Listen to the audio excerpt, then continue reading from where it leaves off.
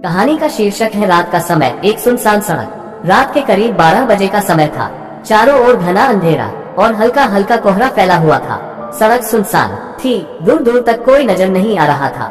सिर्फ पेड़ों के पत्तों की सरसराहट और झींगुरों की आवाज इस खामोशी को तोड़ रही थी। अचानक एक कार की हेडलाइट्स अंधेरे को चीरती हुई आगे बढ़ती दिखाई दी। रवि, एक 28 साल का युवक, अपनी कार चला रहा था। वह अपने दोस्त के घर से लौट रहा था और इस सुनसान सड़क से होकर जाना उसकी मजबूरी थी, क्योंकि ये सबसे छोटा रास्ता था। हल्की ठंड भी थी, इसलिए उसने जैकेट पहन रखी थी। कार का रेडियो धीमी आवाज में बज रहा था, जिससे माहौल थोड़ा हल्का महसूस हो रहा था।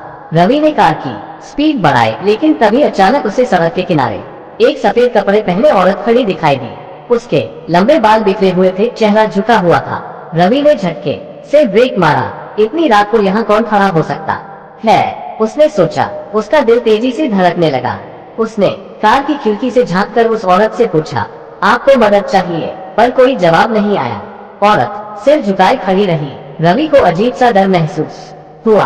उसने जल्दी से गियर बदला और कार आगे बढ़ा दी, लेकिन कुछ ही सेकंड बाद उसे महसूस हुआ कि कोई कार की पिछली सीट पर बैठा है।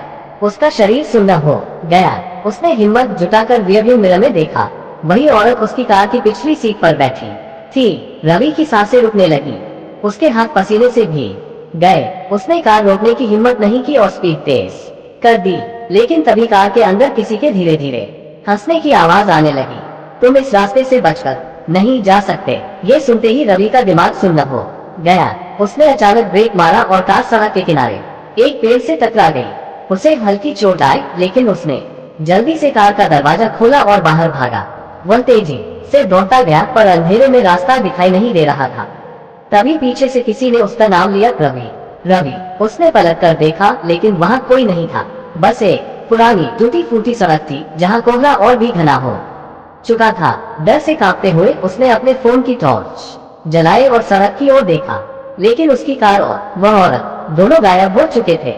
उस रात के बाद रवि फिर कभी उस रास्ते से नहीं गुजरा, पर जब भी वह उस घटना को याद करता, उसे महसूस होता कि कोई उसकी पीठ के पीछे खड़ा है, अंधेरे में घूर रहा है।